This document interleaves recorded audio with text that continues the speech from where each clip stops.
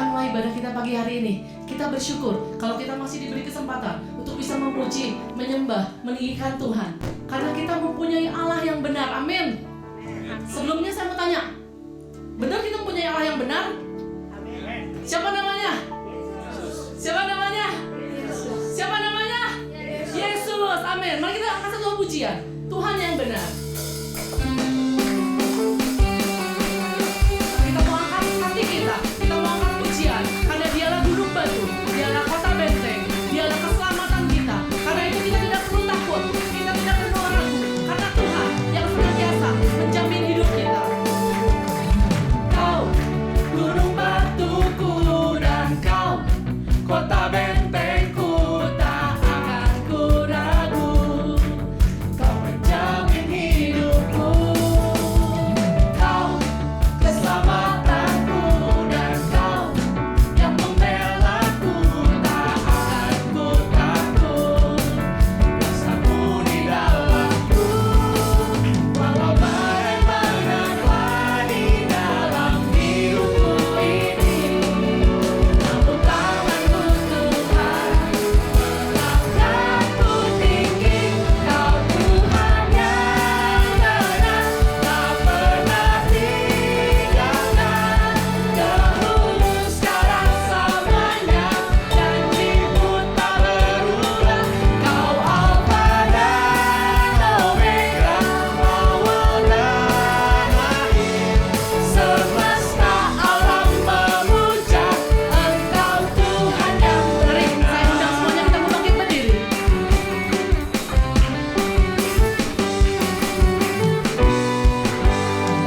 Katakan, kau gunung batuku. Kau gunung batuku dan kau kota bentengku, tak akan ku ragu. Kau menjamin hidupku. Kau keselamatanku dan kau yang membelaku, tak akan ku takut. Kuasamu di dalamku, walau badai menerpa di dalam hidupku ini. Namun tanganmu Tuhan melangkahku tinggi.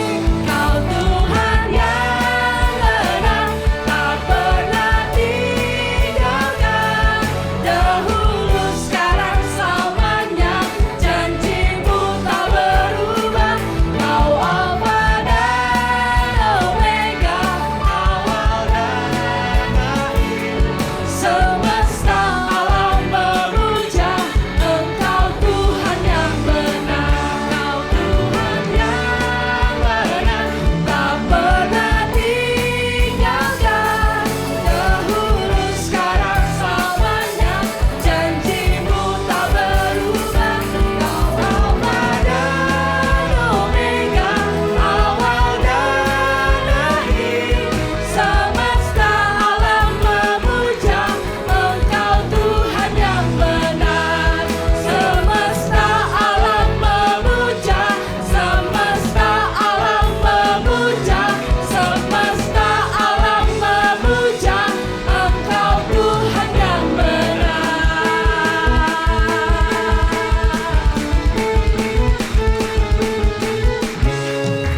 Amin, amin Tuhan, Kau Tuhan yang benar. Terima kasih Bapa, terima kasih.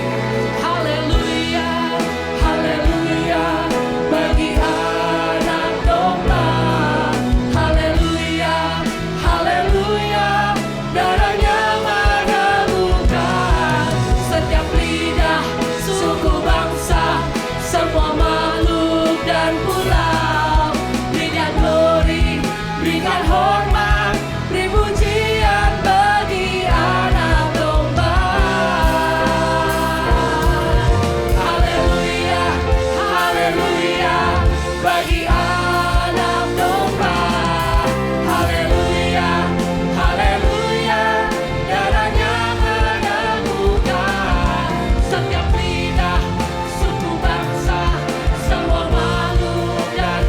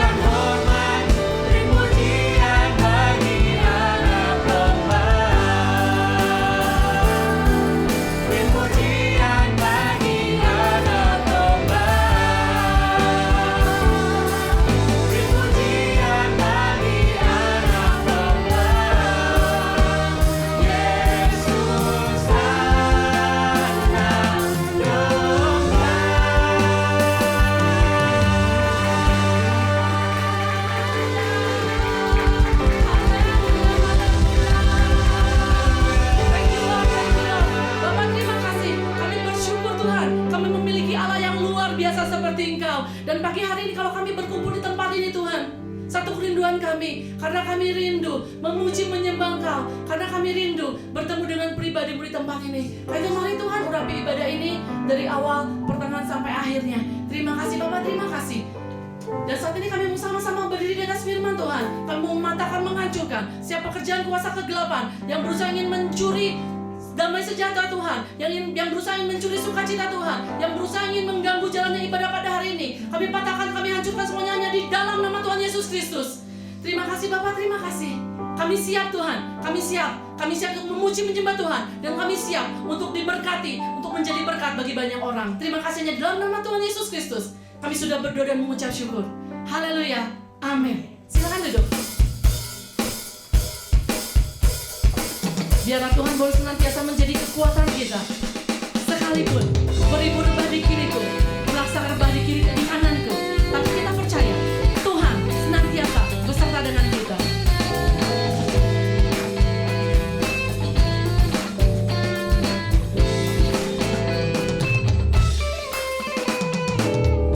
Meskipun musuh di depanku, rintangan menghadang langkahku, ku tahu sungguh Engkau bersama.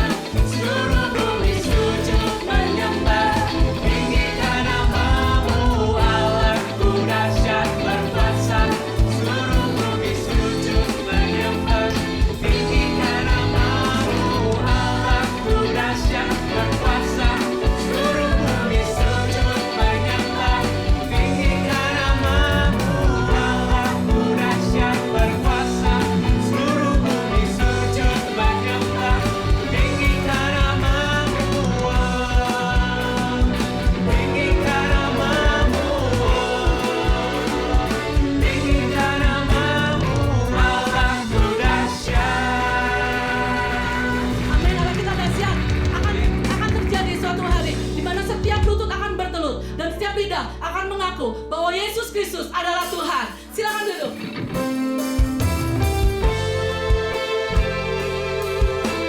Itu luar biasanya kasih Tuhan dalam setiap hidup kita.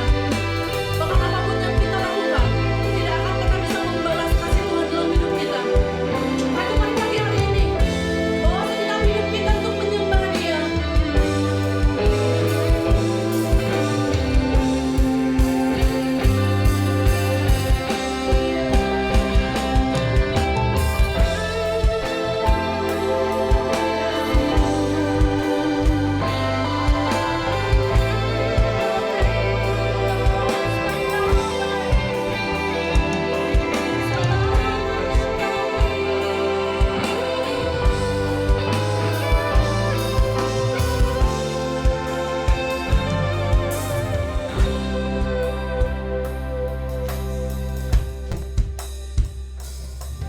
Kau Allah yang setia, Bapa yang mulia, kasih-Mu besar Tuhan, Kau pulihkan hidupku. Kaulah harapanku, hidupku dalam-Mu.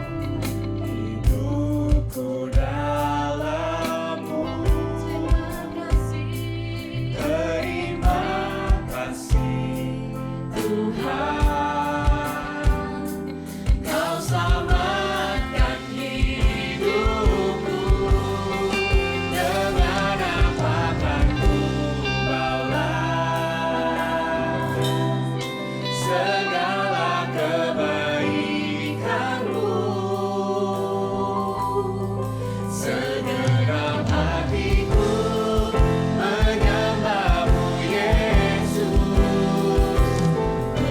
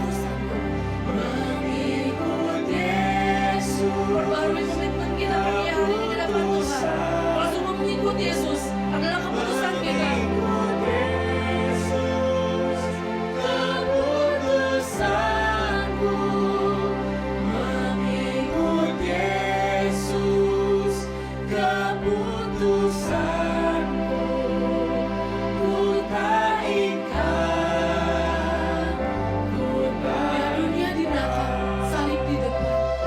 dunia di belakang, salib di depan.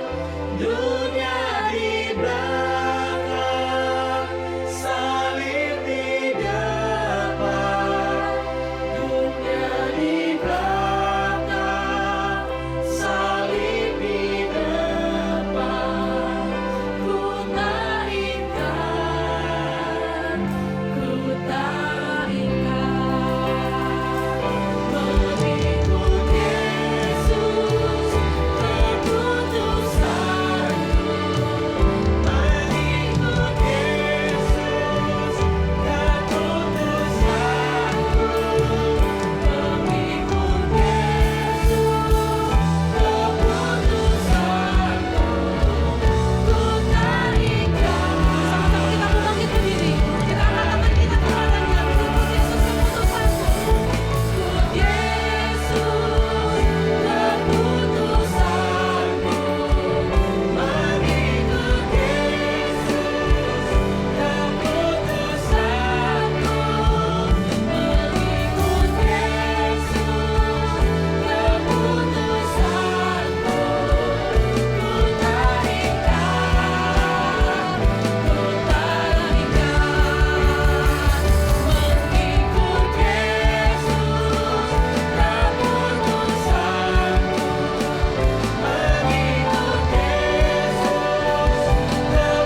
keputusanku, mengikut Yesus keputusanku, mengikut Yesus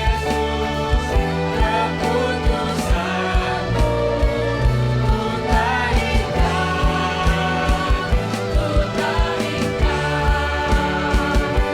ku tak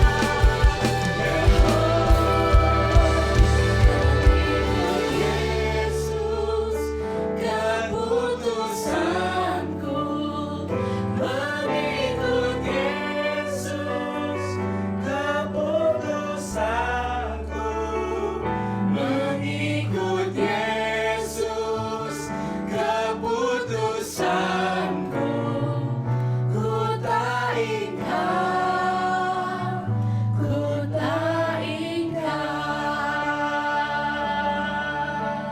Benar Tuhan, mengikut Yesus itu yang menjadi keputusan kami Tuhan. Kami mau tinggalkan dunia di belakang kami dan kami mau mengarahkan hati kami, mengarahkan pandangan kami kepada salib-Mu Tuhan. Terima kasih Bapak, terima kasih. Dan saat ini Tuhan, saatnya kami akan mendengarkan firman Tuhan. Mari tolong kami Tuhan, untuk kami boleh duduk diam di bawah kaki-Mu, mendengarkan apa yang ingin Kau sabdakan pada setiap kami. Kami buka hati kami buka pikiran kami buka telinga kami untuk diberkati melalui firman-Mu. Kami juga berdoa buat Bapak Pendeta Andri yang akan menyampaikan firman Tuhan. Biarlah saat ini juga pengurapan Roh Kudus menguasai beliau sepenuhnya, menguasai lidah bibirnya untuk berkata-kata sesuai dengan isi hati Tuhan sendiri. Demikian juga untuk anakmu yang akan membacakan ayat firman Tuhan. Pengurapan yang sama Tuhan curahkan pada beliau. Terima kasih, hanya dalam nama Tuhan Yesus Kristus kami sudah berdoa dan mengucap syukur. Haleluya, amin. Silakan duduk.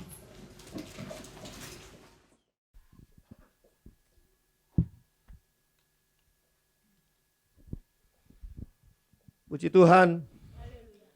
Selamat pagi saudara sekalian. Pagi hari ini saya ingin mengucapkan selamat ulang tahun kepada orang yang dekat, bukan orang ya, pihak yang paling dekat dengan kita semua, yaitu GPKDI Tabernakel Kasih. Mungkin ada yang ingat, ada banyak yang lupa kalau hari ini tuh hari ulang tahun gereja kita, GPKDI Tabernakel Kasih, yang pada waktu tahun 2016 yang lalu, tanggal 28 juga jatuh pada hari Minggu, 28 Februari, dan kita ditabiskan oleh Sinode GPKDI menjadi gereja lokal GPKDI Tabernakel Kasih. Puji Tuhan. Selamat untuk GPKDI Tabernakel Kasih. Saya sapa terlebih dahulu mereka yang saat ini sedang bergabung melalui streaming. Saya harap juga Pak Junius ada di sana, di antara mereka yang menikmati streaming, karena Pak Junius masih belum pulih kesehatannya. Kita doakan supaya beliau ini cepat diberi kesehatan, pemulihan oleh Tuhan, dan bisa melayani Tuhan kembali dan menjadi berkat bagi kita semua. Ya, kita masuk pada akhir zaman, kita tahu hal itu. Banyak orang yang mempelajari tentang akhir zaman, dan tidak ada salahnya kita mempelajari tentang akhir zaman karena hal itu adalah hal yang baik. Tetapi jauh lebih baik adalah kita harus mempersiapkan diri untuk akhir zaman. Kita harus mempersiapkan diri untuk kedatangan Tuhan Yesus kembali, yang melalui tanda-tandanya sudah sangat-sangat dekat. Sehingga kita tidak punya waktu yang banyak untuk mempersiapkan diri menjelang kedatangan Tuhan. Kedatangan Tuhan itu adalah satu berkat yang luar biasa bagi gereja Tuhan, tetapi satu kengerian bagi dunia. Kita adalah gereja Tuhan, sehingga gereja Tuhan ini kita semua harusnya bersuka cita menyambut kedatangan Tuhan Yesus yang tidak lama lagi, dan kita mempersiapkan diri benar-benar sesuai dengan apa yang dipesankan oleh Tuhan. Saya ingin mengajak saudara membuka Lukas 3. Lukas 3 ayat 9. Lukas 3 ayat 9. Kapak sudah tersedia pada akar pohon, dan setiap pohon yang tidak menghasilkan buah yang baik akan ditebang dan dibuang ke dalam api.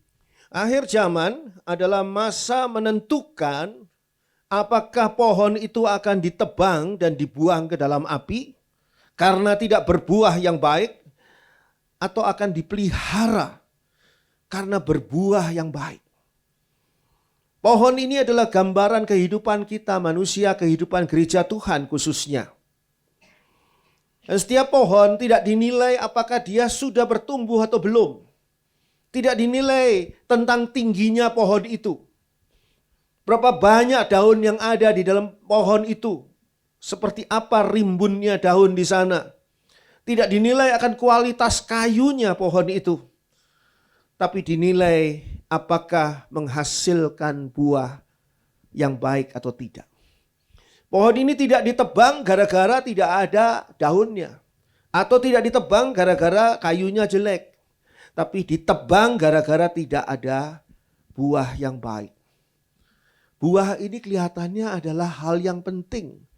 Hal yang final yang harus dicapai. Dan tidak ada alternatif lain.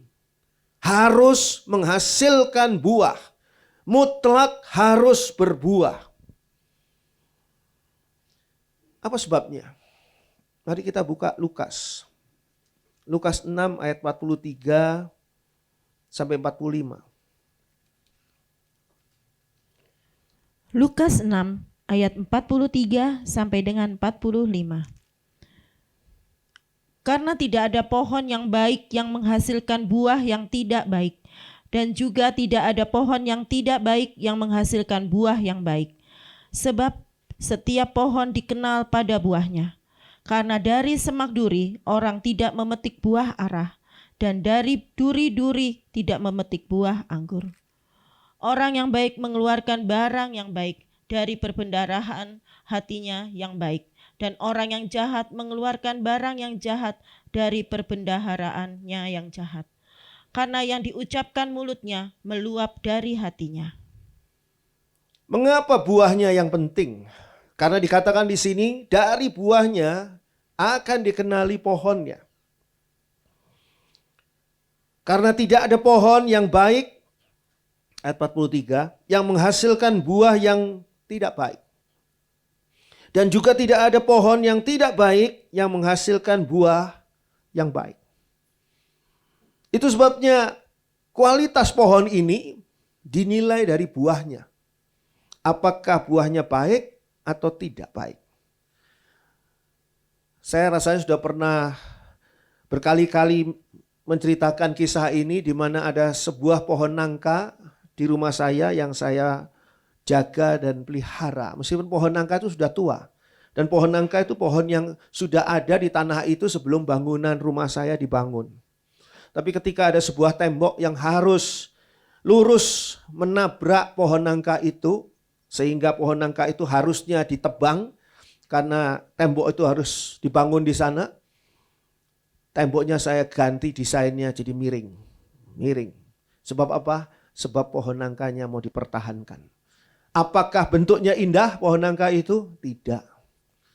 Bentuknya itu seperti wajah dengan penuh jerawat yang sudah besar-besar begitu. Apakah karena daunnya rimbun? Tidak juga. Apakah karena pohon nangka itu tinggi? Tidak juga.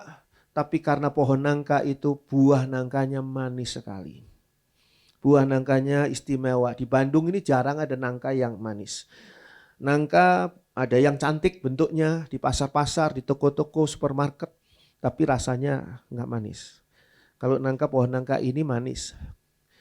Ya sayangnya dia tidak sering berbuah, tapi cukup menjanjikan sampai pada hari ini. Dan buahnya itu saudara tahu tingginya hanya kurang lebih 1 meter dari tanah. Jadi enggak naik-naik tinggi gitu di bawah. Jadi rendah-rendah. Kalau lagi berbuah luar biasa. Dinilai dari apanya? Dari buahnya. Tidak mungkin pohon yang baik itu menghasilkan buah yang buruk. Buah itulah yang menunjukkan akan kualitas. Sehingga dikatakan di sini, sebab setiap pohon, ayat 44, dikenal pada buahnya. Karena dari semak duri orang tidak memetik buah ara, dan dari duri-duri tidak memetik buah anggur. Ini adalah satu hal yang perlu kita perhatikan, karena hal ini penting. Urusannya nanti ditebang kalau tidak berbuah. Dari buahnya itu akan dikenali betul siapa pribadi orang itu. Dia boleh saja menjadi seorang hamba Tuhan yang tenar. Boleh menjadi seorang pengkhotbah yang luar biasa. Boleh jadi dia adalah seorang pemimpin pujian yang dahsyat. Dia pemain musik yang luar biasa. Dia pelayan Tuhan yang luar biasa. Tapi dari buahnya bisa dilihat akan kualitas pribadinya. Apakah dia sungguh-sungguh seorang hamba Tuhan? Apakah dia sungguh-sungguh seorang pelayan Tuhan? Apakah dia sungguh-sungguh seorang murid Tuhan? Kalau kita tidak mengingat hal ini, bahwa ada buah yang bisa dikenali, sehingga orang bisa menilai kita, mungkin orang hanya berpenampilan saja. Seperti banyak orang ahli Taurat itu yang penampilannya luar biasa. Para imam-imam zaman dahulu di bait Allah, penampilannya luar biasa. Tapi Tuhan menyamakan mereka semua itu dengan kubur yang dilabur putih di luarnya, tapi kotor di dalamnya. Jadi kalau kita lihat di sini bukan penampilan itu yang penting. Bukan gaya hidup, bukan cara hidup, bukan apa yang dipertontonkan. Tapi apakah benar-benar menghasilkan buah dari apa yang dipelajarinya dalam firman Tuhan. Saudara mempelajari firman Tuhan, saudara ahli di dalam firman Tuhan, baik. Saudara hafal ayat-ayat, luar biasa. Saudara sudah membaca Kejadian sampai dengan Wahyu selama berkali-kali, saudara sudah membaca semuanya. Oh, itu sungguh hal yang positif, yang baik. Tapi tidak ada gunanya kalau di dalam hidup sehari-hari tidak mencerminkan apa yang diajarkan oleh Tuhan Yesus. Hidup sehari-hari tidak sesuai dengan gambaran Tuhan Yesus yang harusnya ada pada diri kita.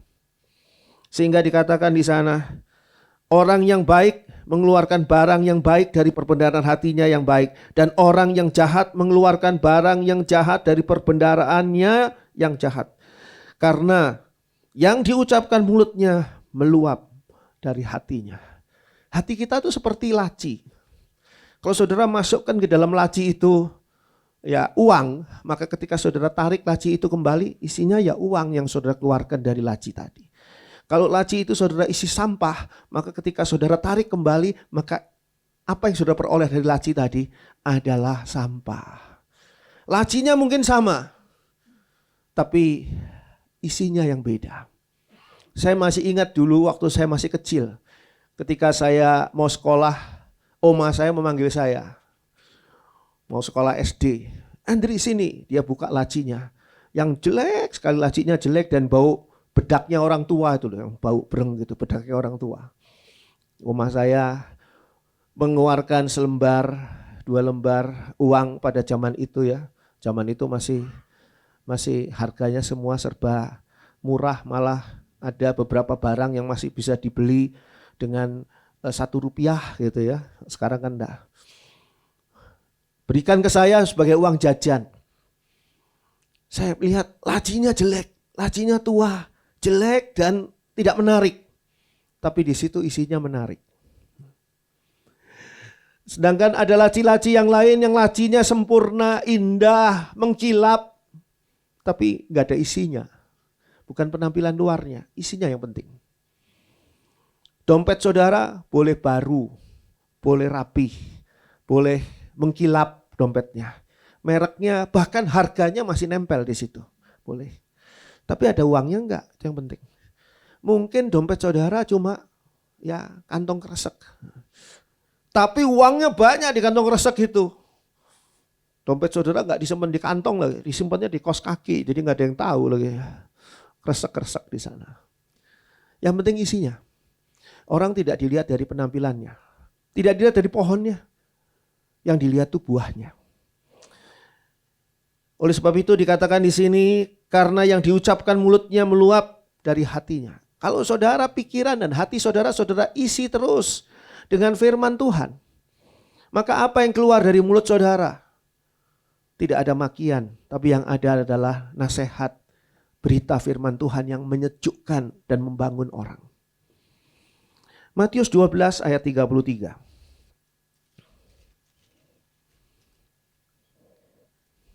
Matius 12 ayat 33.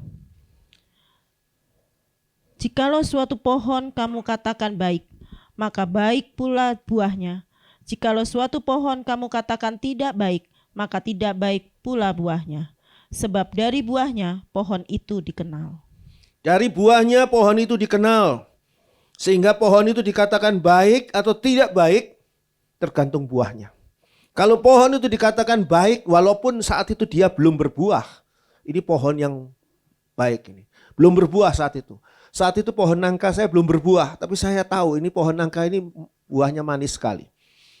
Sehingga nanti buah yang dihasilkannya pun akan baik. Itu sebabnya mungkin kita perlu memikirkan hal ini dengan serius. Ayat-ayat ini bukan ayat-ayat yang terlalu luar biasa. Ayat-ayat biasa. Tapi kita perlu memikirkan apa sih yang ditunggu oleh Tuhan ketika nanti Tuhan Yesus datang. Apa sih yang Tuhan Yesus akan cari dari kita ketika Tuhan Yesus datang. Yang Tuhan Yesus akan cari adalah buah. Bukan berapa kali saudara itu sudah melayani Tuhan atau berapa lama saudara menjadi jemaat di sebuah gereja. Tapi yang ditanya oleh Tuhan, apa buah pertobatanmu? Apa buah hidup benarmu? Apa buah yang membuat engkau layak untuk mendapatkan surga? Apa buahnya? Nanti saya ingin jelaskan ada 3 macam buah. Mudah-mudahan keburu, tapi kalau enggak keburu nanti lain kali. 3 macam buah.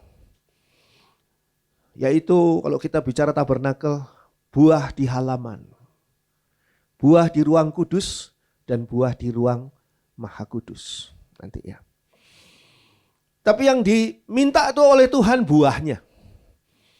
Sekarang kita masih punya waktu untuk berbuah. Tapi suatu saat kelak kita tidak akan punya waktu lagi untuk berbuah. Dan ketika saat itu tiba, terlambat kita menyesal.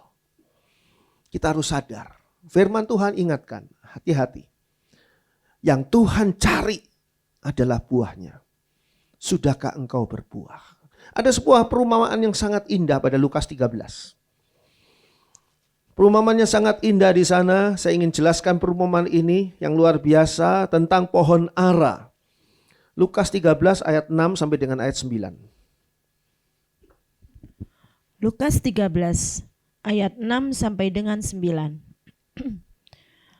Lalu Yesus mengatakan perumpamaan ini. Seorang mempunyai pohon ara yang tumbuh di kebun anggurnya. Dan ia datang untuk mencari buah pada pohon itu, tetapi ia tidak menemukannya. Lalu ia berkata kepada pengurus kebun anggur itu, "Sudah 3 tahun aku datang mencari buah pada pohon ara ini, dan aku tidak menemukannya. Tebanglah pohon ini. Untuk apa ia hidup di tanah ini dengan percuma?" Jawab orang itu, "Tuhan, biarkanlah dia tumbuh tahun ini lagi.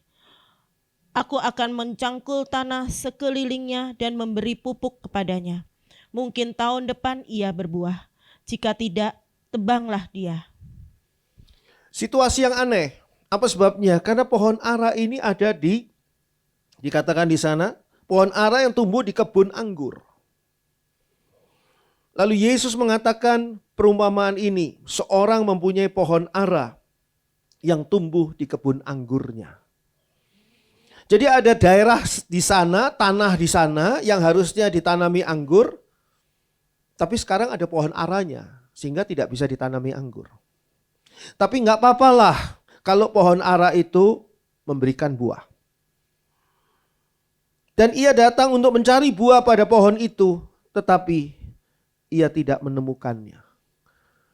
Saudara kalau ingin menanam sebuah pohon, katakanlah saudara ingin menanam pohon mangga, saudara diberi biji mangga, benih pohon mangga untuk ditanam. Maka dari sejak benih itu ditanam, saudara sudah menunggu hasilnya. Sampai pohon itu bertumbuh dan cukup umurnya untuk berbuah dan saudara tunggu buahnya. Kalau seandainya tidak ada buahnya, maka saudara kecewa betul. Ini pohon ini sudah memberikan pengharapan palsu, mem-PHP saya ini. PHP saya memberi PHP saya bukan cuma mantan saya kemarin, tapi PHP saya ini adalah pohon ini. Saya nunggu-nunggu gak ada buahnya. Apalagi ini sudah memakan lahan kebun anggur. Kenapa gak ditebang aja dan ditanami anggur? Jadi tebang saja sudah. Lalu ia berkata kepada pengurus kebun anggur itu, "Sudah 3 tahun aku datang mencari buah pada pohon ara ini dan aku tidak menemukannya." 3 tahun ditunggu. Waktu yang lama. Kalau saudara berpikir 3 tahun adalah waktu yang sebentar, coba saudara permisi nginep di penjara. Nanti saudara tahu 3 tahun itu waktu yang lama. Kalau lagi jalan-jalan di mall 3 tahun mah sebentar mungkin ya. Tapi kalau di penjara saudara baru tahu 3 tahun itu waktu yang lama. 3 tahun mencari buah pada pohon ara ini, aku tidak menemukannya. Tebanglah pohon ini. Untuk apa ia hidup di tanah ini dengan percuma, dengan sia-sia, dengan tidak ada gunanya. Waduh, kata-kata yang sangat keras. Pertanyaannya, apakah saudara berguna tidak menjadi Kristen? Oh iya, saya diselamatkan betul, buat saudara mungkin berguna. Tapi buat Tuhan saudara berguna enggak? Sudah 3 tahun aku menunggu buahnya, tapi tidak ada juga. Lalu pemilik kebun anggur ini adalah gambaran Tuhan. Dan pohon ara itu adalah gambaran kita. Tebanglah pohon ini. Kadang-kadang kita berpikir dari sisi kita terus. Saya ini beruntung bisa menjadi Kristen karena saya diselamatkan oleh Tuhan Yesus Kristus. Tapi pertanyaannya, Apakah ada buah yang bisa dipetik oleh Tuhan saya dari hidup saya? Kebun anggur ini menggambarkan kesempatan. Kesempatan yang sebetulnya tidak ada bagi pohon ara. Karena apa? Karena itu kebun anggur. Tapi sekarang di tempat kebun anggur itu diberi kesempatan pohon ara ini bertumbuh. Bertumbuhnya cukup lama. Lama bertumbuhnya. Baru 3 tahun terakhir ini ditunggu buahnya. Tapi bertumbuhnya lama, bertahun-tahun. Mungkin di atas 15 tahun untuk sebuah pohon ara loh. Untuk sampai matang boleh berbuah. Jadi kalau kita lihat di sini ini kesempatan. Harusnya itu pohon anggur di situ. Ada kesempatan. Kebun anggur ini menggambarkan kesempatan yang diberikan kepada pohon ara untuk berbuah. Saya kadang-kadang berpikir begini ketika pengajaran tentang buah ini ya. Buah apa sih yang Tuhan harapkan? Sangat mudah sebetulnya kalau kita pikirkan. Pohon ara, apa yang saudara harapkan dari pohon ara? Apa yang Tuhan harapkan dari buah pohon ara? Ya buahnya pohon ara. Kira-kira buah pohon ara seperti apa? Ya buah pohon ara adalah buah pohon ara. Tidak mungkin pohon ara itu berbuah mangga. Jadi yang disebut buah itu sesuai dengan cikal bakalnya. Kalau pohon ara ini berbuahkan ara atau pohon mangga ini berbuahkan mangga, maka nantinya biji mangga itu menjadi kelak bisa menjadi pohon mangga yang baru, bisa menjadi pohon ara yang baru. Ketika murid Tuhan Yesus kita semua ini diharapkan buahnya, buah seperti apa? Apakah kita diharapkan menjadi murid yang kaya raya, bisa memberi persembahan yang banyak kepada gereja atau seperti apa? Kalau sudah memberi persembahan adalah hal yang baik, memang gereja membutuhkannya. Tapi bukan itu yang diharapkan. Yang diharapkan kalau saudara adalah seorang murid Tuhan, saudara menghasilkan buah yaitu murid Tuhan. Gimana caranya? Saudara bisa mencari jiwa, saudara bisa mengajak teman, bisa mengajak keluarga saudara untuk menjadi murid Tuhan. Karena pohon murid Tuhan akan berbuahkan murid Tuhan. Dan murid Tuhan itu nanti kelak berbuahkan murid Tuhan lagi. Dan begitu seterusnya. Nanti ada perumpamaan tentang pokok anggur yang benar. Siapa dia? Yesus. Dan diharapkan buahnya dari dahan-dahannya, ranting-rantingnya. Buah seperti apa? Lah namanya juga pohon anggur. Ya buahnya harusnya buah anggur. Namanya juga Yesus, pohon Yesus. Ya buahnya harus Yesus. Jadi buahnya itu adalah hasil seperti pohonnya. Kalau saudara dan saya ini adalah dicangkokkan atau berada menempel atau bagian dari pohon Yesus, kita ini harusnya menjadi buah Yesus. Orang melihat kita, orang tahu persis ini dari pohon Yesus. Kalau saudara beli anggur di supermarket atau di pasar dimanapun, saudara tahu ini bukan dari pohon pisang ini tumbuhnya. Saudara tidak perlu bertanya Pak ke tukang yang jual, ini buah anggur ini tumbuhnya dari pohon pisang ya? Pasti aneh pasti. Orang ini pasti mau beli anggur tapi nggak punya uang terus mau minta kayaknya ini. Aneh soalnya. Ya buah anggur ya dari pohon anggur. Tidak perlu diomong 2 kali.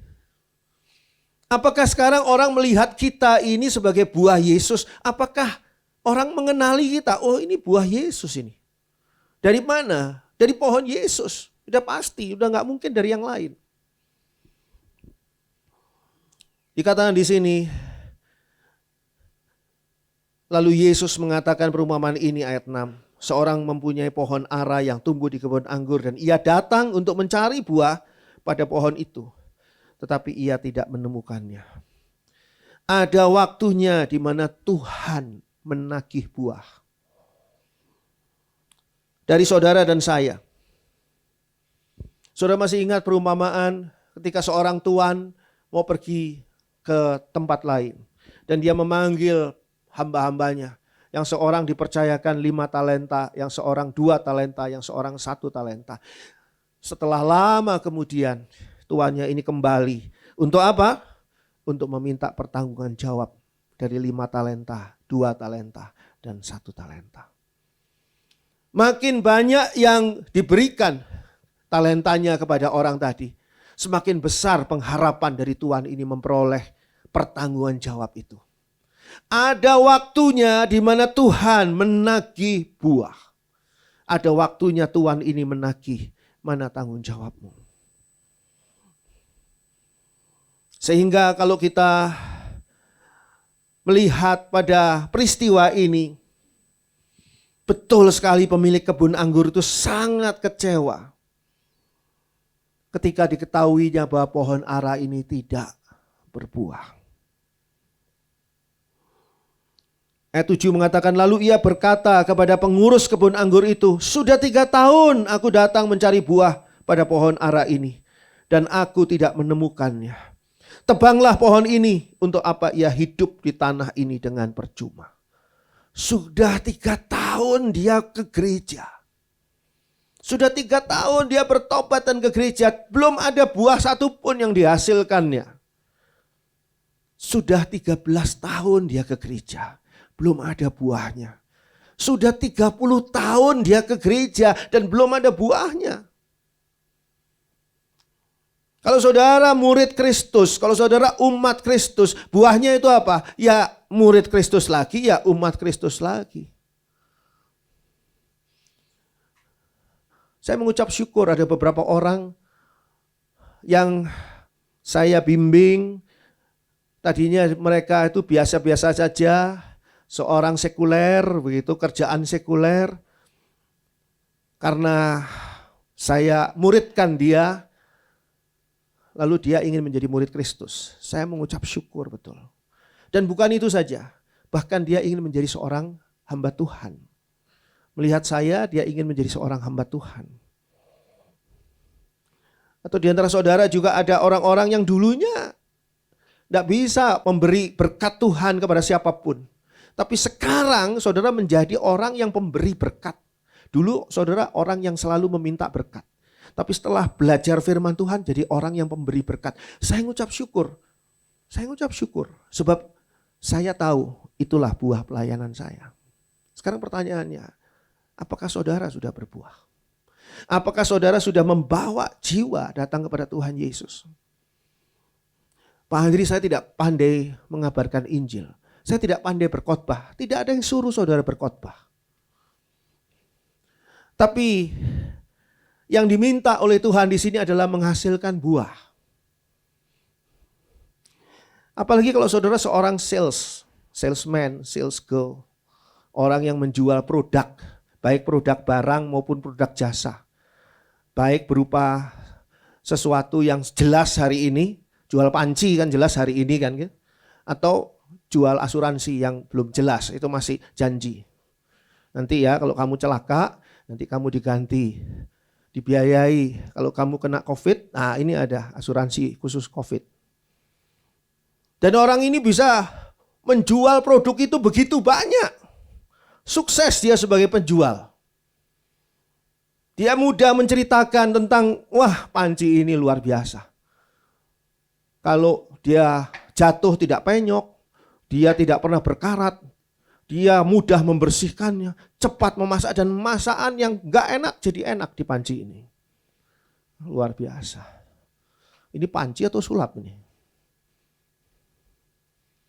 Banyak produknya dia laku.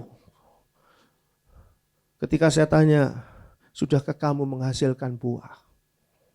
Terdiam. Sebab apa? Iya. Belum ada satu pun yang dihasilkan untuk Yesus.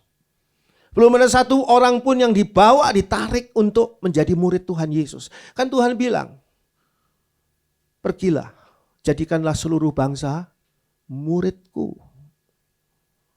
Itu yang Tuhan minta, itu buah yang Tuhan minta. Jadikan seluruh bangsa muridku. Saudara tidak perlu pandai berkhotbah, tapi saudara bisa memotivasi orang untuk datang kepada Yesus. Melalui apa yang saudara alami, melalui kesaksian saudara, melalui ajakan saudara. Mungkin saudara jemput orang tadi untuk datang ke gereja, atau saudara membagi akan YouTube channel Tabernakel Kasih untuk dibagikan supaya khotbah-khotbahnya didengarkan oleh mereka. Saudara doakan mereka, saudara tanya apakah sudah mendengar firman Tuhan di YouTube channel ini. Lalu bagaimana pendapatnya, atau ada sesuatukah yang ingin ditanyakan. Ajak mereka untuk bertemu dengan hamba-hamba Tuhan di sini. Pak Pendeta Dr. Domingus Naat ada, Pak Evangelis Junius ada saya juga, bisa bertanya. Dan memuridkan mereka. Proses pemuridan ini bukan untuk memperbanyak, memperbesar komunitas Kristen, bukan. Bukan untuk mengejar target jumlah orang Kristen, bukan. Tapi untuk memenuhi apa yang Tuhan Yesus perintahkan. Jadikan seluruh bangsa muridku. Ada saatnya Tuhan memberi perintah, tapi ada saatnya Tuhan nanti menagih. Sudahkah kau jadikan seluruh bangsa muridku? Sudahkah saudara melayani Tuhan supaya pelayanan saudara itu menghasilkan buah? Orang yang tadinya mungkin belum bertobat tapi mendengar saudara bermain musik, mendengar saudara bernyanyi, mendengar saudara memimpin pujian, mereka bertobat, menangis di dalam hatinya. Mungkin saja.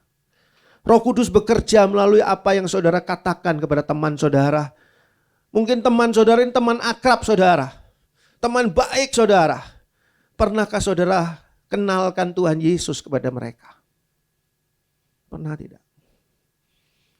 Oh Pak Andri, saya tidak mau mengkristenkan orang. Oh, Tuhan Yesus tidak menyuruh teman saudara menjadi Kristen, tidak. Jadikan mereka itu murid Yesus, tidak jadikan seluruh bangsa orang Kristen. Tidak, Tuhan Yesus sendiri bukan Kristen kok. Tuhan Yesus sendiri bukan Kristen. Bagaimana Tuhan Yesus mau menyuruh orang untuk menjadi Kristen? Jadikan seluruh bangsa muridku. Belajar firman Tuhan dengan pimpinan Roh Kudus, itulah buah yang dihasilkan. Ternyata tidak ada hasilnya, sudah ditunggu Tuhan. Waktunya sudah hampir habis. Saya sebagai hamba Tuhan melihat tanda-tanda akhir zaman yang begitu cepat loh. Sekarang tanda akhir zaman itu sudah hitungannya sudah detik ini. Bukan lagi tahun, bulan, ya hari atau sekian minggu, bukan, sudah detik ini. Kapan saudara mau menghasilkan buah?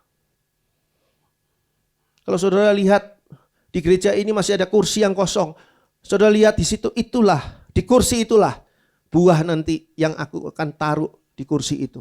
Yaitu teman saya itu, yaitu saudara saya yang ini, yaitu papa saya, yaitu mama saya, yaitu adik saya, yaitu siapa saya taruh. Saya akan bawa dia duduk di kursi itu. Mulai doa, mulai minta, Tuhan berikan saya kesempatan dan berikan saya kemampuan untuk membawa mereka datang kepada Tuhan Yesus. Waktunya sudah tinggal detik, mau nunggu apa lagi? Akhir zaman ini serius. Saudara dan saya, kita semua sedang berebut ini antara neraka dengan keselamatan. Berapa banyak orang yang kita bisa bawa untuk meraih keselamatan yang datangnya dari Tuhan Yesus? Atau kita biarkan mereka hilang dilanda kehidupan neraka. Ini harus cepat. Lalu dikatakan pada ayat 8, jawab orang itu, jawab pengurus ini. Pengurus kebun anggur ini adalah seorang hamba Tuhan. Pengurus kebun anggur ini adalah gembala. Jawab orang itu, Tuhan, biarkanlah dia tumbuh tahun ini lagi. Aku akan mencangkul tanah sekelilingnya dan memberi pupuk kepadanya. Mungkin tahun depan ia berbuah. Jika tidak, tebanglah ia. Hamba Tuhan yang mengetahui keinginan hati Tuhan, harapan Tuhan kepada jemaat Tuhan. Hamba Tuhan yang aware, sadar terhadap apa yang sesungguhnya ada di dalam hati Tuhan. maka hamba Tuhan itu pasti akan mengupayakan sebanyak mungkin. Apa dikatakan di sini? Saya akan mencangkul tanah sekelilingnya, memberi pupuk kepadanya, memberi makanan-makanan rohani yang segar. Saudara menikmati makanan rohani segar, saudara bertumbuh sebagai pohon, bertumbuh baik itu. Tapi ada enggak buahnya? Pohon nangka saya di rumah saya yang kontet itu, yang pendek itu, pohon nangkanya pendek. Buahnya itu 1 meter dari atas tanah coba. Saya enggak peduli pohon ini aneh atau enggak, penting buahnya. Tuhan menunggu saudara. Kalau saya sebagai pengurus kebun anggur belum mengerjakan tugas saya, maka Tuhan akan mempersalahkan saya. Tapi saya jalankan tugas saya dengan memberikan makanan rohani yang terbaik, dan saya berikan juga, Tuhan, saya doakan setiap jemaat ini Tuhan. Biarlah jemaat ini menjadi pohon-pohon yang sungguh-sungguh berbuah. Sehingga Tuhan, Engkau akan bangga dengan mereka ini. GPKDI Tabernakel Kasih yang jemaatnya begitu banyak berbuah. Mungkin tahun depan ia berbuah. Ada satu harapan. Itu sebabnya seorang hamba Tuhan tidak pernah, ya hamba Tuhan yang benar ya, gak pernah ngusir jemaat. Walaupun jemaatnya bandel sekali. Jemaatnya itu sudah ngeyel sekali. Ilmu ngeyelnya sudah tingkat dewa. Luar biasa. Diomongi apa juga ngelawan. Gak pernah nurut, gak pernah tunduk pada firman Tuhan. Tapi tidak diusir sama gembalanya. Kenapa? Karena ada harapan. Mungkin tahun depan dia bertobat. Mungkin tahun depan dia bertobat. Mungkin tahun depan dia berbuah. Tapi ingat loh. Kita di akhir waktu yang diberikan oleh Tuhan. Kesempatannya sudah tidak ada lagi.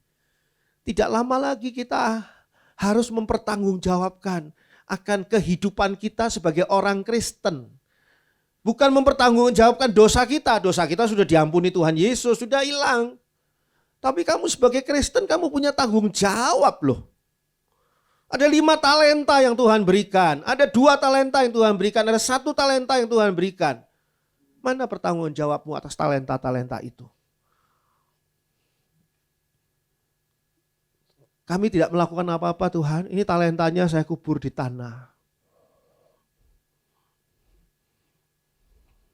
Saudara perlu menyadari hal ini. Ini waktu akhir zaman yang tidak ada kesempatan lagi kalau kita melewatkannya.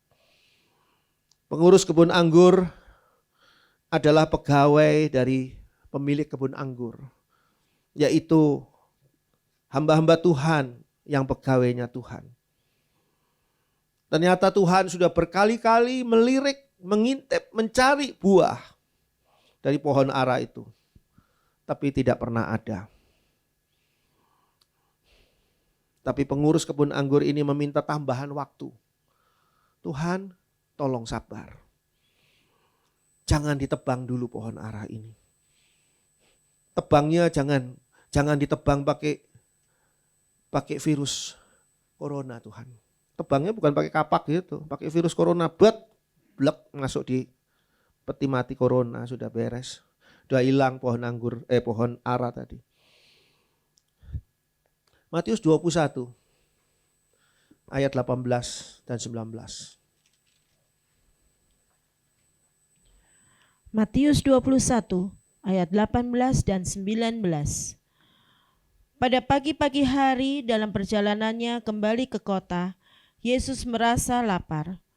Dekat jalan ia melihat pohon ara lalu pergi ke situ. Tetapi ia tidak mendapat apa-apa pada pohon itu selain daun-daun saja. Katanya kepada pohon itu, engkau tidak akan berbuah lagi selama-lamanya. Dan seketika itu juga keringlah pohon ara itu. Dikatakan di sini pada pagi-pagi hari dalam perjalanan Tuhan Yesus kembali ke kota, Tuhan Yesus merasa lapar. Ya, ini di sini ditunjukkan bahwa Tuhan Yesus itu sesungguhnya adalah Allah yang benar-benar menjadi manusia. Sehingga sebagai manusia dia merasa lapar. Dan ketika dia lapar, apa yang dia cari? Dia bisa mencari roti. Tuhan Yesus bisa mencari makanan-makanan yang lain. Tapi dekat jalan ia melihat pohon ara. Lalu pergi ke situ. Tetapi ia tidak mendapat apa-apa pada pohon itu selain daun-daun saja. Jadi daunnya rimbun, daunnya banyak. Tapi cuma mentereng sebagai pohon ara dari jauh. Tapi ketika didekati enggak ada buahnya. Tidak mendapatkan apa-apa, tidak ada buahnya. Saudara boleh mentereng menjadi orang Kristen. Saudara boleh mentereng menjadi seorang pelayan Tuhan atau hamba Tuhan sekalipun. Tapi kementerengan saudara tidak ada gunanya kalau tidak ada buahnya. Tidak ada gunanya kalau tidak ada buahnya. Dari jauh kelihatannya dia hamba Tuhan. Dari jauh kelihatannya dia pelayan Tuhan. Dari jauh kelihatannya dia jemaat Tuhan. Itu murid Tuhan Yesus dari jauh. Begitu dekat, nggak ada buahnya. Mentereng daunnya saja yang banyak. Apa Tuhan Yesus makan daun? Tuhan Yesus cari buah. Tuhan Yesus tidak puas dengan kementerengan kita sebagai umat Tuhan. Wah, luar biasa ya kamu. Sudah diberkati Tuhan dengan kesuksesan, dengan kekayaan, dengan kebahagiaan. Itu kementerengan kita. Lalu kita lupa. Apa yang dicari Yesus yang lapar ini?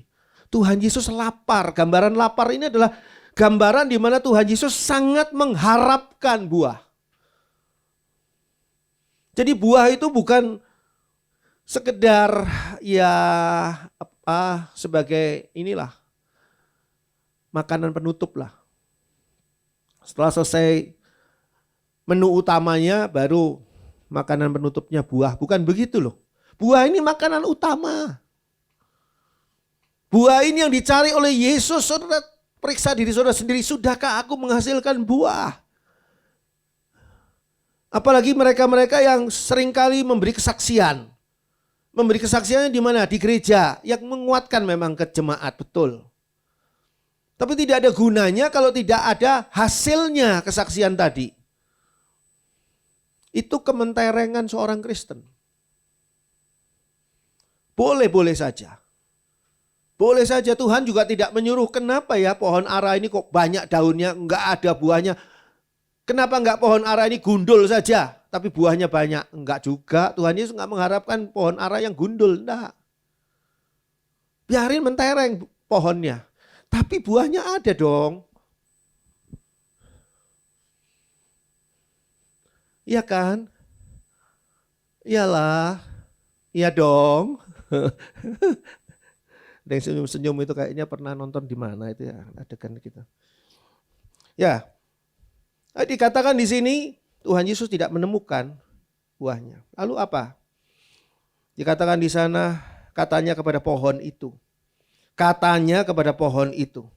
Engkau tidak akan berbuah lagi selama-lamanya. Dan seketika itu juga keringlah pohon ara itu. Pelajaran apa yang kita terima dari sini? Mereka yang tidak mau berbuah, maka selamanya tidak akan pernah berbuah. Dan akan menjadi kering. Kerohaniannya akan tiba-tiba menjadi kering. Tadinya pohon ara yang segar. Pohon ara yang mentereng. Sekarang pohon ara yang kering, yang layu. Siap untuk ditebang. Buah itu dicari. Buah itu diharapkan. Buah itu disukai oleh Tuhan Yesus. Spesial Tuhan Yesus mencari. Spesial Tuhan Yesus mengharapkan. Spesial Tuhan Yesus menyukai buah itu. Bagaimana caranya supaya kita bisa berbuah? Matius 13 ayat 3 dan 23. Matius 13 ayat 3 dan ayat 23. Matius 13 ayat 3 dan ayat 23. Dan ia mengucapkan banyak hal dalam perumpamaan kepada mereka. Katanya, adalah seorang penabur keluar untuk menabur. Yang ditaburkan di tanah yang baik ialah orang yang mendengar firman itu dan mengerti. Dan karena itu ia berbuah. Ada yang 100 kali lipat, ada yang 60 kali lipat, ada yang 30 kali lipat. Bagaimana caranya supaya kita berbuah? Pertama adalah firman Tuhan yang membuatnya berbuah. Orang yang tidak mendengarkan firman Tuhan, yang tidak mengerti firman Tuhan, mustahil dia bisa berbuah. Karena firman Tuhan itu dikatakan di sini pada ayat 3 adalah seorang penabur keluar untuk menabur. Firman Tuhan itu seperti benih yang ditaburkan dan menghasilkan buah pada orang tadi. Pada ayat 23 dikatakan di sana, yang ditaburkan di tanah yang baik ialah orang yang mendengar firman itu dan mengerti, mendengar dan mengerti. Percuma saudara mendengar firman Tuhan kalau saudara tidak mengerti firman Tuhan. Dan karena itu ia berbuah, karena itu ia berbuah. Ada yang 100 kali lipat, ada yang 60 kali lipat, ada yang 30 kali lipat. Tidak dipersoalkan berapa banyak buahnya. Boleh 100, boleh 60, boleh 30. Tidak dipersoalkan berapa banyak jiwa yang saudara sudah bawa dimenangkan bagi Kristus. Tidak dipersoalkan. Satu pun cukup. Asalkan saudara sudah berbuah. Kalau selama ini saudara tidak pernah melakukan hal itu, masih ada waktu.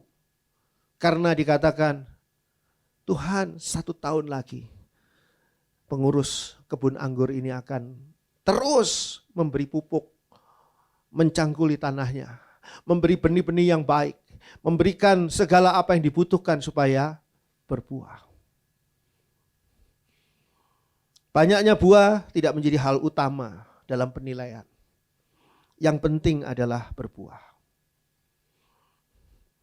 Tapi kalau hidupnya tidak berpedoman pada firman Tuhan, sulit untuk berbuah.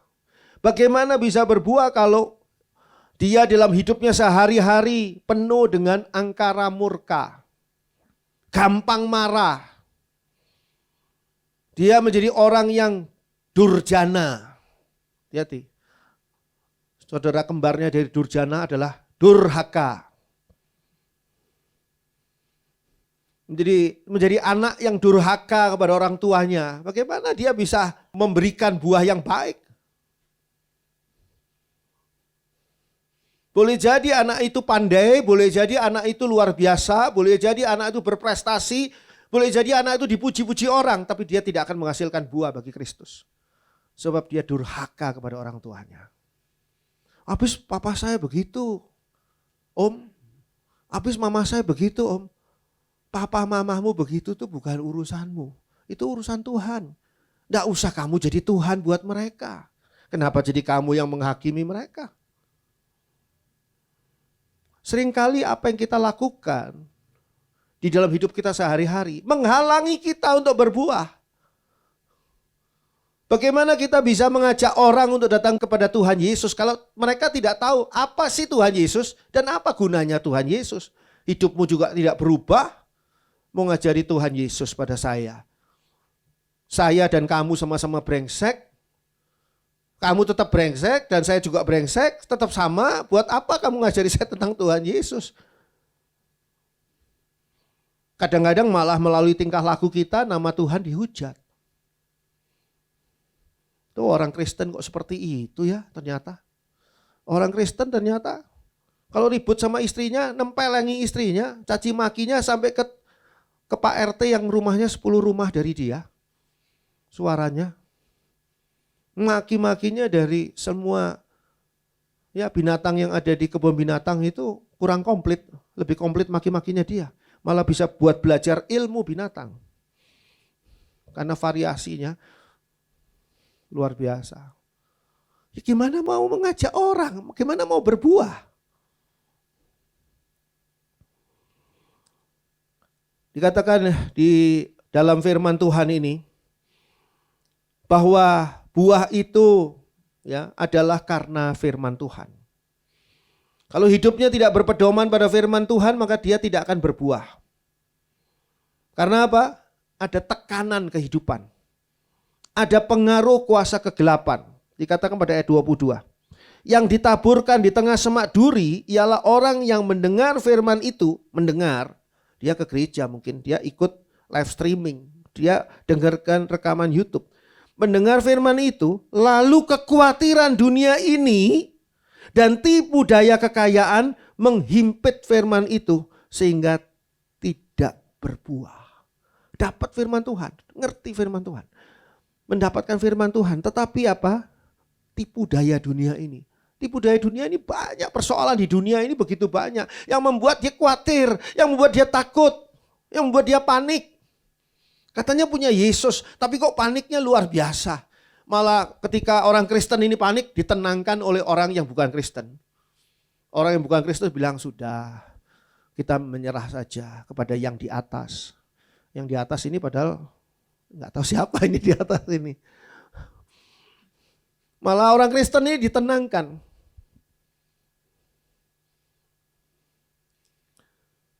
Dulu saya ada bergereja di satu tempat, dan gembalanya itu setiap kali punya masalah besar. Gembalanya di gereja itu.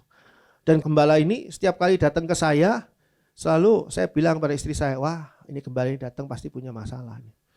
Saya jemaat loh padahal. Ya benar, gembala ini punya masalah. Terus gimana saya bisa mendengarkan firman Tuhan yang disampaikannya? Firman Tuhan sampaikannya, Tuhan itu jawaban, Tuhan Yesus jalan keluar. Tapi ketika dia punya masalah, dia seperti orang gak punya Tuhan Yesus.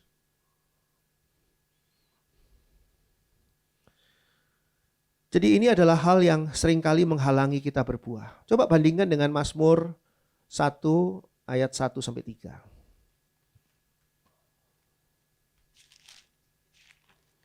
Mazmur 1 ayat 1-3.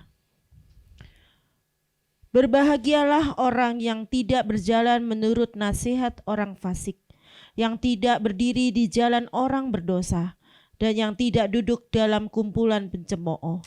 Tetapi yang kesukaannya ialah Taurat Tuhan, dan yang merenungkan Taurat itu siang dan malam. Ia seperti pohon yang ditanam di tepi aliran air, yang menghasilkan buahnya pada musimnya, dan yang tidak layu daunnya. Apa saja yang diperbuatnya berhasil. Seperti apakah orang yang kesukaannya ialah Taurat Tuhan, merenungkan Taurat itu siang dan malam. Makanya saya kadang-kadang heran kalau hari Jumat tuh saya di Zoom hari Jumat saya bertanya kepada peserta, adakah ayat istimewa yang Anda peroleh di dalam minggu ini?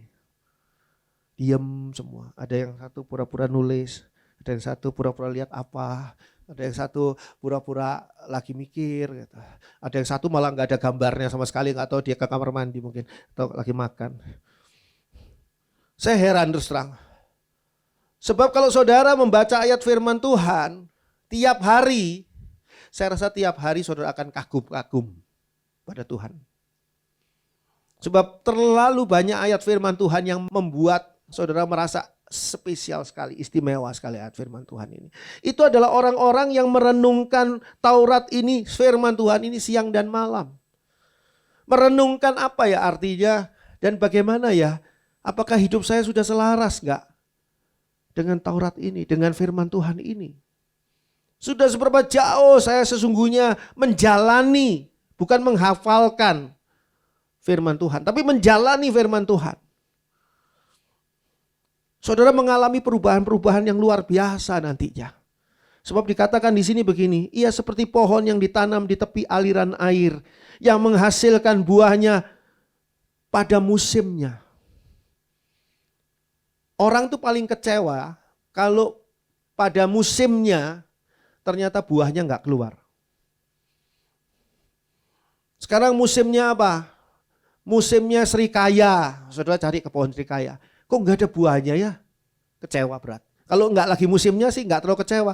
Lihat pohon nggak ada buahnya, ya belum musimnya.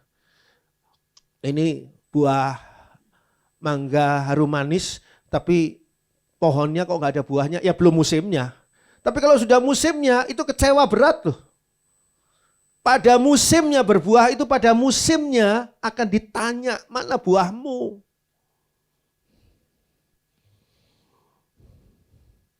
Dan yang tidak layu daunnya, kesemarakannya itu tidak layu. Apa saja yang diperbuatnya berhasil. Saudara mau jadi orang berhasil, kuncinya adalah hasilkan buah buat Tuhan. Maka saudara akan menjadi orang berhasil. Loh, hubungannya apa Pak Andri antara buah pelayanan atau buah penginjilan atau buah pertobatan atau buah hidup benar sesuai firman Tuhan dengan bisnis saya ini Pak Andri? Hubungannya tidak matematis. Tidak matematis. Tidak begini maka begitu. Tidak. Tapi janji firman Tuhan ini pasti digenapi. Kalau saudara dan saya seperti pohon yang ditanam di tepi aliran air, maka kita akan menghasilkan buah pada musimnya. Kita harus penuh dengan buah kebenaran. Kebenaran firman Tuhan. Kalau kitanya tidak benar, bagaimana kita bisa menghasilkan buah yang benar? Kalau kitanya ini ada penyakit di dalamnya, pohon ini ada penyakit di dalamnya, gimana bisa menghasilkan buah yang baik? Coba kita baca Filipi 1 ayat 9 sampai 11. Filipi 1 ayat 9 sampai dengan 11. Dan inilah doaku, semoga kasihmu makin melimpah dalam pengetahuan yang benar dan dalam segala macam pengertian, sehingga kamu dapat memilih apa yang baik, supaya kamu suci dan tak bercacat menjelang hari Kristus, penuh dengan buah kebenaran yang dikerjakan oleh Yesus Kristus untuk memuliakan dan memuji Allah. Bagaimana saudara bisa memperoleh hasil buah yang baik? Kalau firman Tuhan yang ditaburkan saja tidak masuk ke dalam hati. Kadang-kadang dengarkan firman Tuhan juga setengah-setengah hati. Pada waktu puji-pujian saudara ada di dalam ruangan. Puji-pujian Tuhan. Luar biasa menikmati musik yang sangat indah dan ikut menari, ikut bersorak, bernyanyi luar biasa. Sudah waktunya gilirannya firman Tuhan saudara keluar. Saudara keluar, mau ke toilet Pak Andri?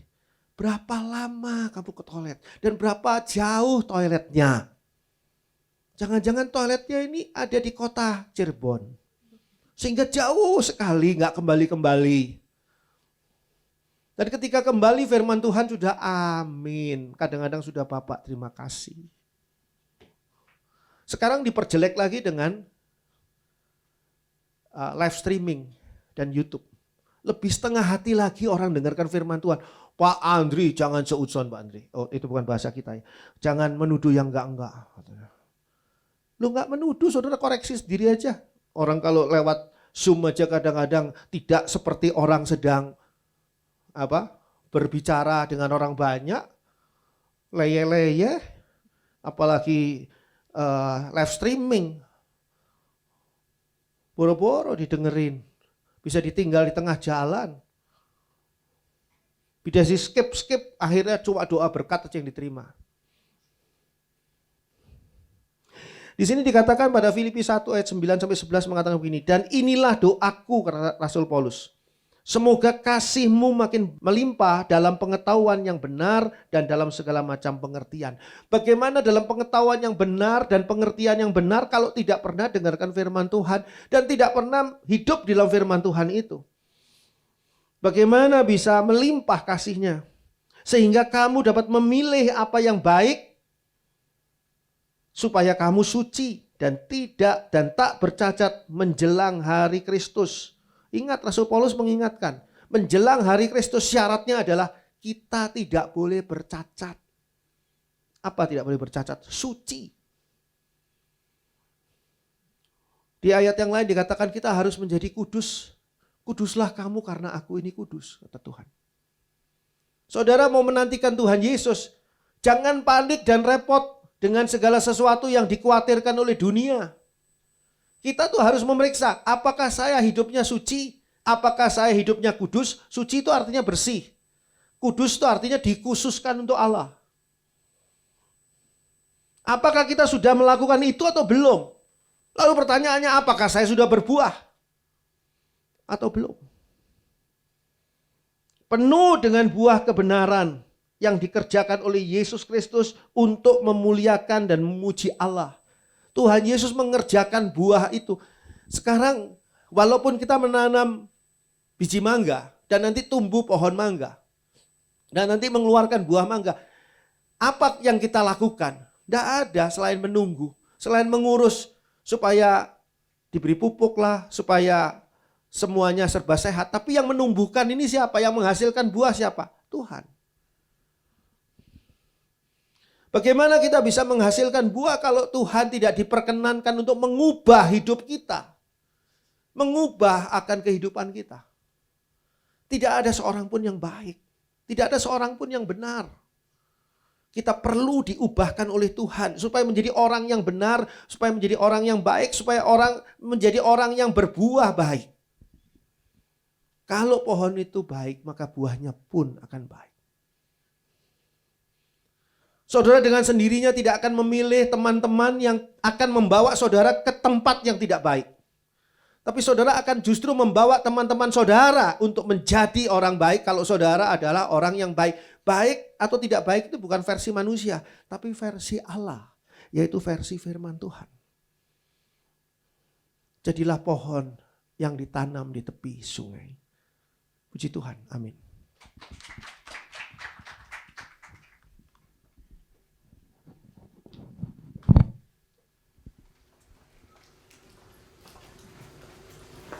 Mari kita nyanyikan seperti pohon tertanam di tepi sungainya yang menghasilkan buah pada musimnya.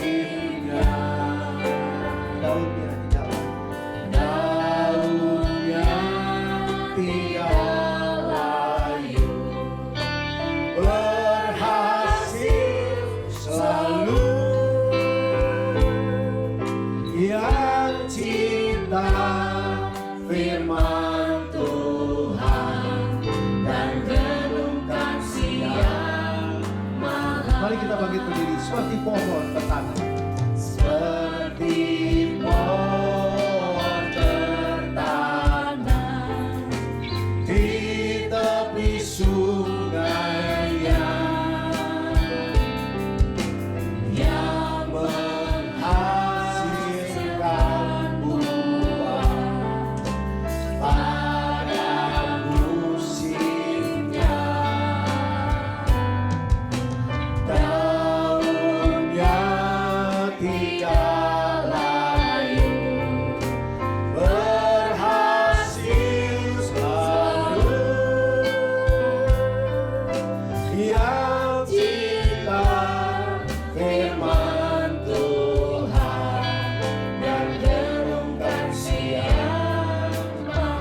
cinta firman Tuhan. Yang cinta firman Tuhan dan renungkan siang malam. Bapa di dalam surga, berikan kepada kami waktu sebentar lagi, agar kami boleh berbuah dan menyenangkan hati-Mu ya Allah. Tolong kami ya Bapa, untuk kami berbuah pada waktunya. Ketika Tuhan datang menagih buah itu sudah ada 100, ada 60, ada 30, bahkan mungkin kurang dari itu, tetapi kami sudah berbuah.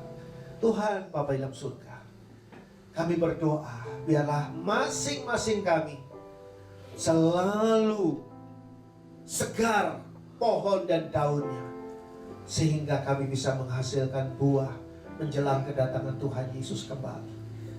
Ampuni kami ya Bapa, ampuni kami jika berkali-kali Tuhan Yesus kecewa melihat kami karena kami belum berbuah, walaupun kami sudah lama mengikut Tuhan, tapi kami belum berbuah. Ampuni kami.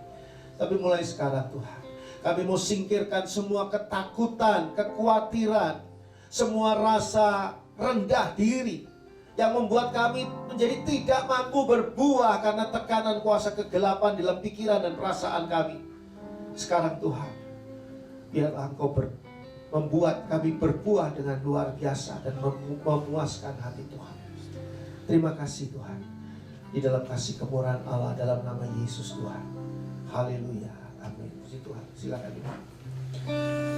Sekali lagi saya ingin memberitahukan bahwa kita hari ini tanggal 28 Februari adalah hari ulang tahun gereja kita ya. Untung pada waktu itu yang hari Minggunya tanggal 28, bukan tanggal 29 Februari. 29 Februari kita mungkin jarang untuk ulang tahun, sekarang tiap tahun bisa ya. Bagi mereka yang akan menerima baptisan selam, harap mengikuti bimbingan prabaptisan melalui Zoom pada hari Rabu tanggal 3 Maret. Ini bimbingan terakhir dan saya mengharap ya kita semua berdoa supaya Pak Junius bisa cepat sembuh, sehingga nanti hari Rabu bisa Pak Junius yang juga melaksanakan bimbingan ini melalui Zoom. 3 Maret bimbingan terakhir jam 5:30. Setengah enam sampai dengan 6:30. Ya, cuma 1 jam, oleh sebab itu jangan terlambat ketika mengikuti bimbingan prabaptisan.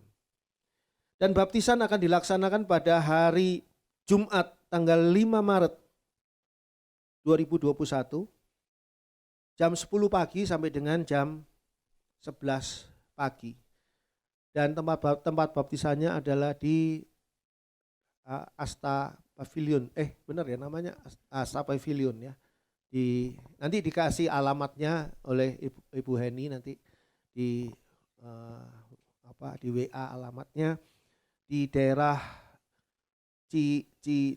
Cikondang ya, masuk di daerah Cikutra Barat Cikondang itu ada villa, ada bukan villa ya, guest house-nya Ibu Kanti, gereja pinjam pada guest house-nya Ibu Kanti untuk baptisan di sana ada kolamnya.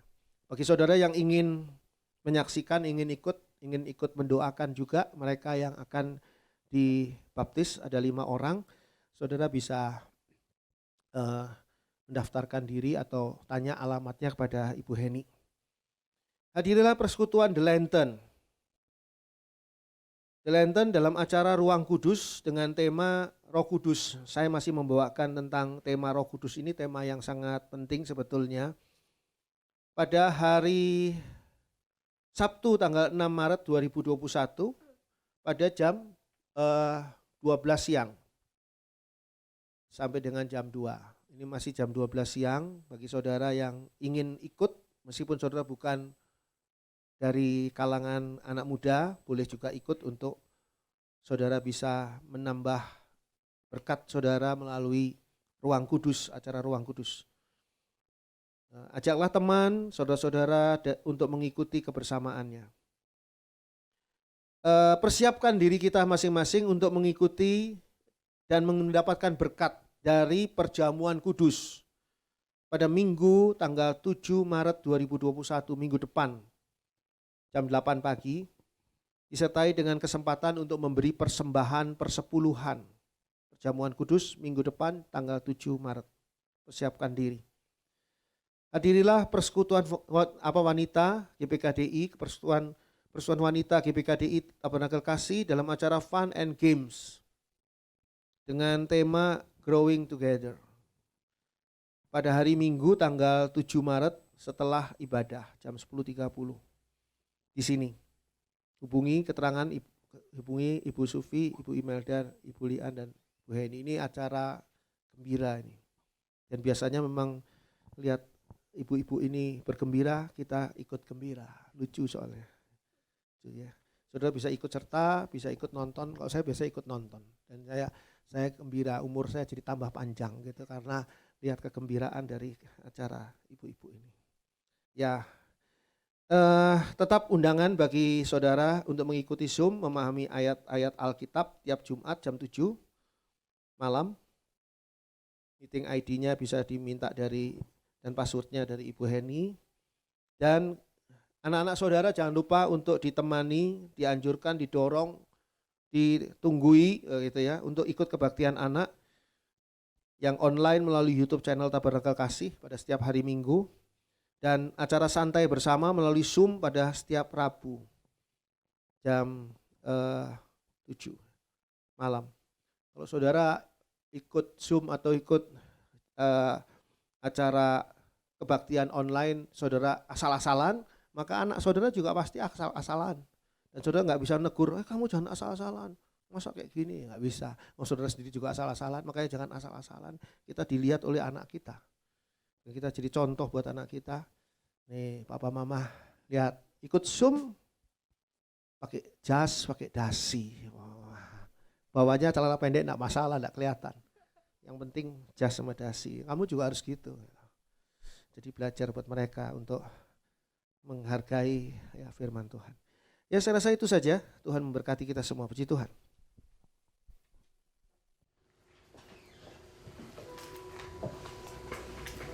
Puji Tuhan. Ini saatnya kita mau memberikan persembahan bagi pekerjaan Tuhan. Sambil kantong kolektifnya diedarkan, mari sama-sama kita menyanyikan. Aku mau di sana.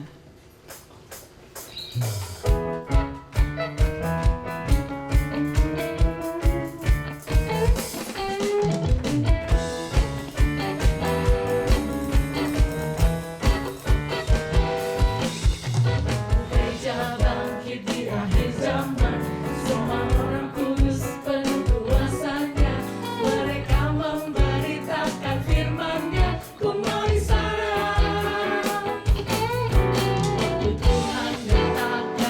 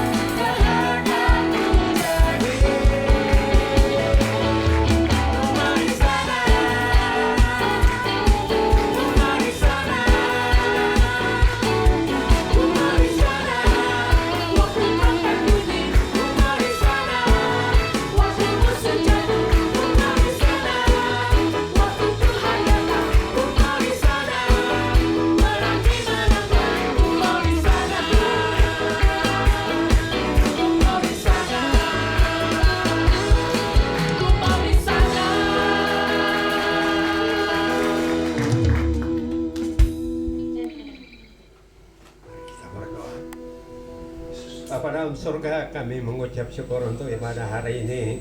Kami diingatkan Tuhan supaya memiliki kualitas rohani yang memperkenankan Engkau. Dan biarlah Roh Kudus mengoreksi kami semua, supaya kami bertumbuh dalam pertumbuhan iman yang benar, dan hidup kami mempermuliakan nama-Mu. Bapa, kami bersyukur juga untuk persembahan yang sudah dibawa. Engkau terima, berkati semua, berkati pekerjaan anak-anak-Mu yang sudah membawanya, supaya di masa sulit ini mereka melihat campur tangan Tuhan di dalam setiap langkah kehidupan usaha dan pekerjaan. Bapak, kami berdoa juga untuk saudara-saudara kami yang sakit. Tuhan jamah Pak Junius, pulihkan kesehatannya. Juga saudara-saudara kami yang lain, orang-orang tua yang juga mungkin mengalami kelemahan tubuh, Tuhan lawat mereka. Berikan pengharapan bahwa dalam Tuhan Yesus ada kesembuhan. Bapa dalam surga, kami juga berdoa untuk setiap program yang akan dilaksanakan minggu yang akan datang. Tuhan berkati persiapan untuk baptisan pada hari Rabu, pada hari Jumat, dan acara-acara yang lain. Tuhan berkati agar semua berjalan dengan baik.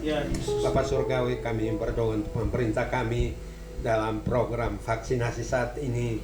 Tuhan tolong supaya melalui cara ini kami melihat perkembangan di mana Tuhan campur tangan untuk meredakan, bahkan menghilangkan pandemi ini dengan cara Tuhan.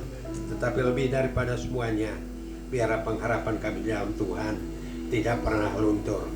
Bapak, kami juga berdoa untuk anak-anak yang juga beribadah melalui online. Tuhan berkati guru-guru yang mendampingi orang tua supaya anak-anak kami juga tetap mendengarkan firman-Mu dengan semua sarana yang digunakan. Terima kasih Tuhan. Kami percaya bahwa kasih setia Tuhan yang tidak berkesudahan akan menyertai kami sepanjang kehidupan kami. Dan kami undang Engkau Tuhan bersama-sama dengan kami menjalani minggu yang akan datang. Ketika kami akan pulang ke rumah kami masing-masing, kami mau menadahkan tangan kami untuk menerima berkat daripada-Mu.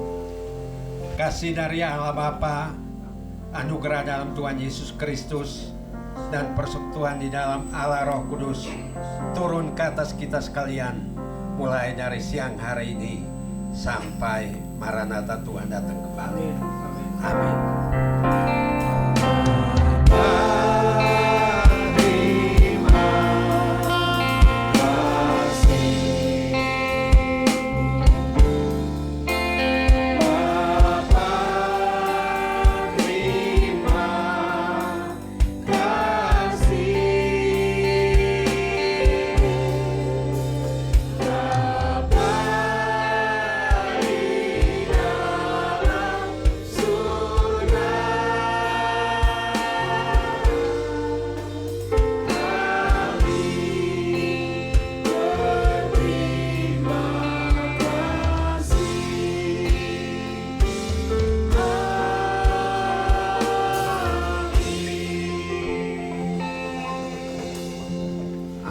Selamat siang, silahkan duduk. Kita semua katakan selamat ulang tahun GPKDI Tabernakel Kasih. Selamat ulang tahun, beri kemuliaan bagi Tuhan.